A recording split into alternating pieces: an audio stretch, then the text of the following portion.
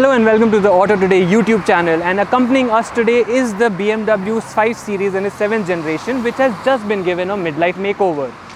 There are revisions to the exteriors, the interiors as well as the features list, and we're here to tell you exactly what has changed and what hasn't. But before we get to any of those things, do remember to hit the subscribe button and don't forget to click on the bell icon to get notifications. And if you have any thoughts and opinions you would like to share about the new 5 or this video, feel free to do so in the comment section below.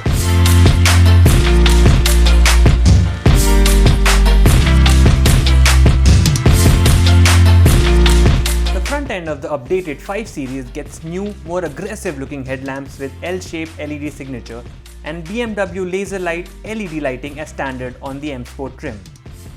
The grille has been reprofiled as well, and it also gets updated bumpers front and rear. Tail lamps feature a new 3D profile with an updated LED light signature.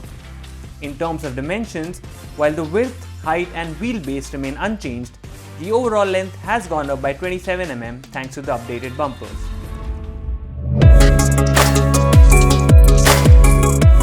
Needless to say, in terms of space on offer, nothing really changes because this is a facelift of course, but I thought I'll take you on a refresher course of sorts. So space wise, I get plenty of knee room, plenty of space to stretch my legs. The seat is adjusted for my driving position and my height is 5'8" for reference, and like I said, there's plenty of space in the back seat and there's plenty of headroom as well, so passengers won't be complaining as such. Features wise, you get a 4-zone climate control, so both occupants get a dedicated zone. There are 2 USB charging ports as USB-C charging ports in fact, and a nifty slot for your phone here. And you get these cup holders which pop out like such, and sun blinds for both these windows as well as the rear windshield behind.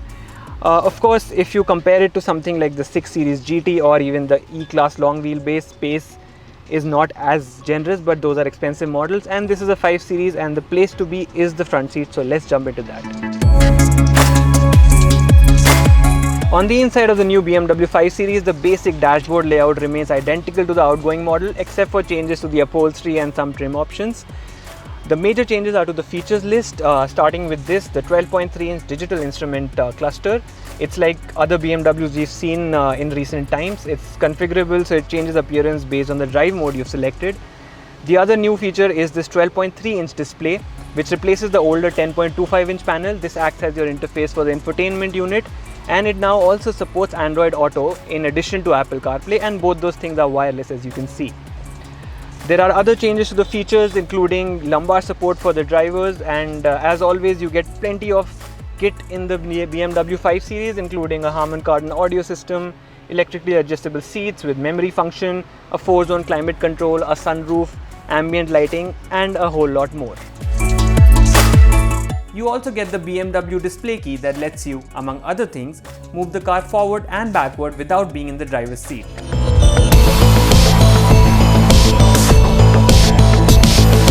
In terms of the variant lineup, nothing really has changed. You still get 2 diesel engine options. One is a 4-cylinder, the other is a straight 6. The variant we're driving is the petrol version, which is the 530i with a turbocharged 4-cylinder motor. It puts out 252 bhp of maximum power and 350 Nm of peak torque. 0 to 100 comes up in 6.2 seconds, which is pretty fast. And for 2021, BMW has worked on enhancing overall fuel efficiency, which has gone up by a small margin.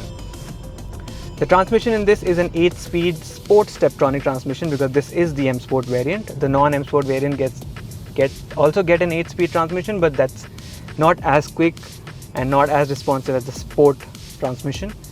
What BMW has also done for the transmission is enlisted the services of the navigation system. So the transmission in conjunction with the navigation system works on enhancing fuel efficiency. So for instance, if you're approaching a roundabout, then the car realizes that you are approaching a roundabout or a T-junction and you might be stopping momentarily, but it won't cut off the engine because of the start-stop system, because that would be inefficient. So things like that, it's pretty smart, and again, it helps enhance fuel efficiency slightly, but you know, everything counts. Driving experience wise, for me personally, no other brand comes close to BMW, and like we've said in the past for BMWs, the 5 again is exciting, it's engaging, and with adaptive suspension and drive mode, it can be comfortable when you want it to be and sporty when you demand excitement from the car. And Again, the steering is nice and light to use at city speeds. It weighs up just right at higher speeds. The suspension setup is slightly on the firmer side, maybe some might feel that, but again, if comfort is your priority, then you would be better off with the 6GT, like we said in this video before. And it's a sort of driving experience. It's something very hard to quantify, but once you get behind the wheel and you start driving it and you get a feel for the car, you will understand what I'm talking about. And for me personally, in this segment, in this price range, the only thing that can make me look past a 5 Series in terms of the driving feel is probably the M340i.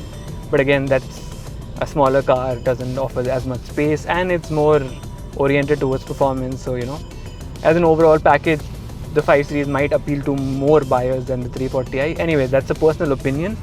But yeah, the fact of the matter is, it's a very engaging car to drive. It's very comfortable. Even if you're seated in the rear seat, you will be pretty happy being chauffeured around. But, preference-wise, this is the place to be. You need to be behind the wheel of a 5 Series to properly enjoy the car. And you also get BMW's virtual assistant, and you can interact with the car.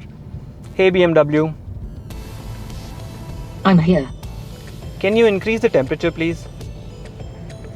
I will increase the temperature. It will be more comfortable shortly. That's just one of the functions of the virtual assistant on offer.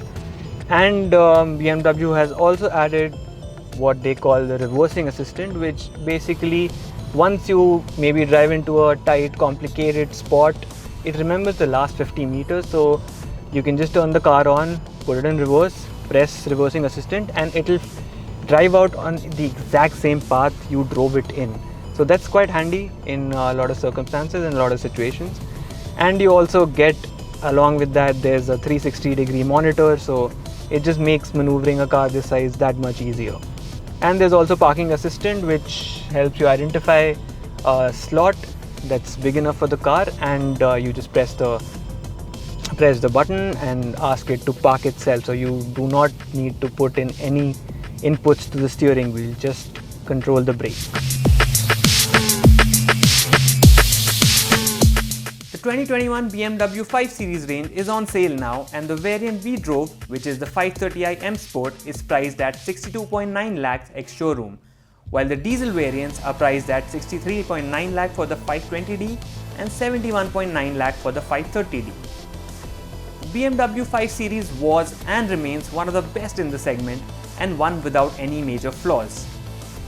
Unless the rear seat experience is what matters to you the most, in which case spending extra and getting the 6 Series GT or the E-Class long wheelbase makes sense, the BMW 5 Series ticks all the right boxes, be it in terms of looks, features, performance or comfort, and it is the best in the segment when it comes to driving experience.